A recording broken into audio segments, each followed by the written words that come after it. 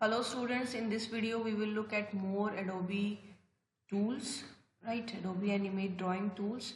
So अगर आपने कोई फिल्ड शेप को ड्रॉ कर लिया है और अगर आप इसको एडिट करना चाहते हो, so we can also edit fills, right? उसके लिए हम सेलेक्ट करेंगे सिलेक्शन टूल को और क्या करेंगे, हम जैसे सिलेक्शन टूल को सेलेक्ट कर लेंगे, हम अपने माउस पॉइंटर को उस एज पर लेकर जाएंगे जहाँ से हम उसे चेंज करना चाहते हैं, राइट। यू कैन सी आपका माउस पॉइंटर है वो किस तरीके से चेंज हो जाता है और आप इससे फिर उसे क्या कर सकते हो, ड्रैग करके एज को आउट या फिर इन कर सकते हो, राइट। जिससे आपकी क्या है, जो जो शेप है वो क्या हो जाएगी, एडिट हो जाएगी, राइट। नेक्स्ट है कि अगर हमें रीसाइज करना है ऑब्जेक्ट को तो हम रीसाइज कर सकते हैं।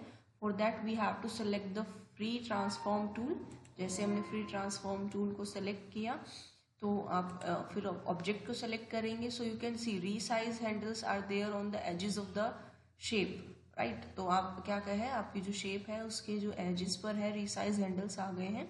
इससे आप क्या कर सकते हो, अपनी जो शेप है उसको रीसाइज कर सकते हो। रीसाइज करते वक्त हमारी जो ओरिजिनल शेप होती है वो एज इट इज़ ही रहती है।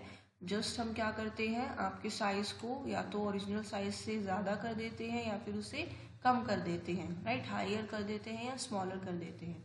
नेक्स्ट अगर हमें क्या करना है, रोटेट करना है ऑब्जेक्ट को तो हम रोटेट भी कर सकते हैं। उसके लिए हमें ऐसे ही फ्री ट्रांसफॉर्म टूल को सेलेक्ट करना होगा।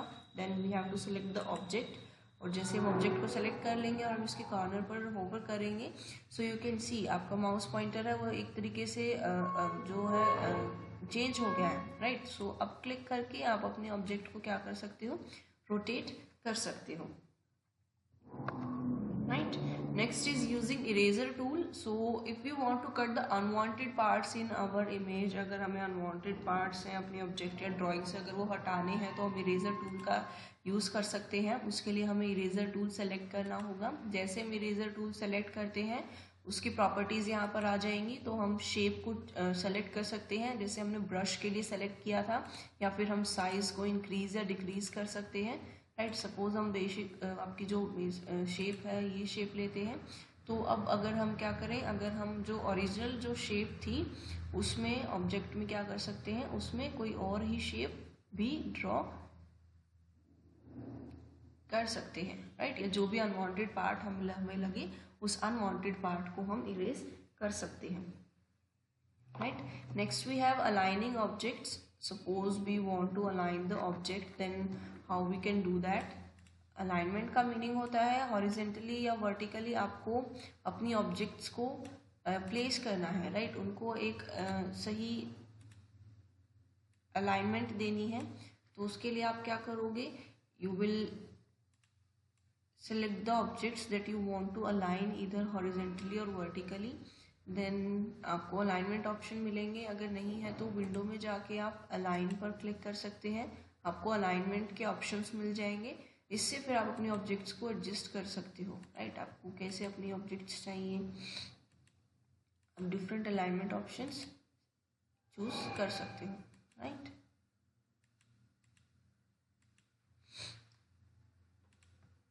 Next we have adding text. अगर आपको अपना क्या है टेक्स्ट अगर डालना है तो आप टेक्स्ट भी डाल सकते हैं। दो तरीके हैं आपके पास। यहाँ से आपको टेक्स्ट टूल सेलेक्ट करना होगा और आप यहाँ पर क्लिक करेंगे। जैसे ही क्लिक करेंगे आपके पास एक छोटी सी विंडो जो है, एक छोटा सा जो यहाँ पर बॉक्स आ जाएगा। उस बॉक्स में क्या है, आपको कर्सर ब्लिंक होता दिख रहा है, right. So this is label text. Label text में क्या है, you will just select the text tool and you will click on the canvas. So one text box will be there and then you can type, right। आप type कर सकते हैं,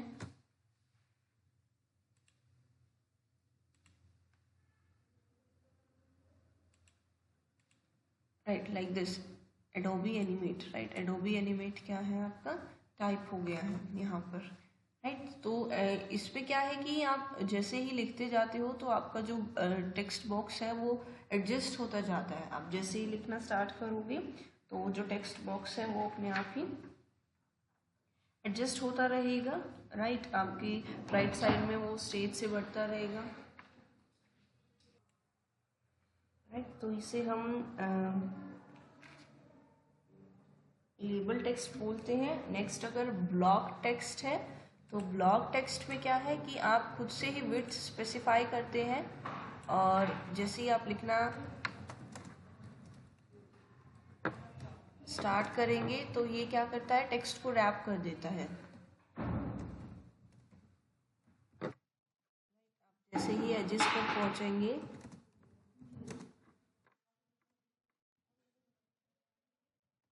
क्या करेगा, next line में आपके टेक्स्ट को rap कर देगा, because you have specified the width, right. और इसके साथ ही हमारे पास काफ़ी ऑप्शंस होते हैं। यहाँ पर हम क्या कर सकते हैं, फ़ॉन्ट स्टाइल चेंज कर सकते हैं, आप फिल आप कलर भी चेंज कर सकते हैं, साइज़ चेंज कर सकते हैं, राइट। उसके अलावा बहुत सारे इटैलिक कर सकते हैं, बोल्ड कर सकते हैं, कलर चेंज कर सकते हैं, राइट। अलाइनमेंट आप कर सकते हैं अगर आपको अलाइनमेंट करनी है तो टेक्स्ट की। सो ये फॉर्मेटिंग आप कर सकते हो, राइट। आप क्या करोगे, जो प्रॉपर्टीज़ आपकी जो होती हैं प्रॉपर्टीज़ इंस्पेक्टर से, वहाँ से आप इसका कलर, फ़ॉन्ट साइज़ और अदर ऑप्शंस को यूज़ कर सकते हो, right.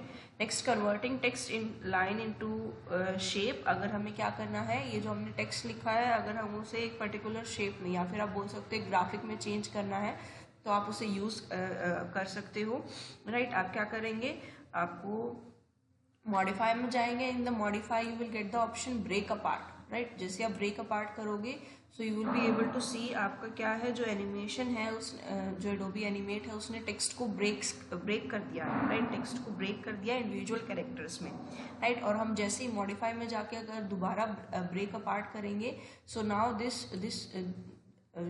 This text is converted into a graphic now, right. अभी क्या है, ग्राफिक में चेंज हो गया है। और अब हम इसमें क्या कर सकते हैं, बाकी एक टेक्स्ट टूल का यूज़ करके हम इसको एडिट नहीं कर सकते हैं। अब ये क्या है, एज अ ग्राफिक यूज़ हो सकता है, ऑलराइट।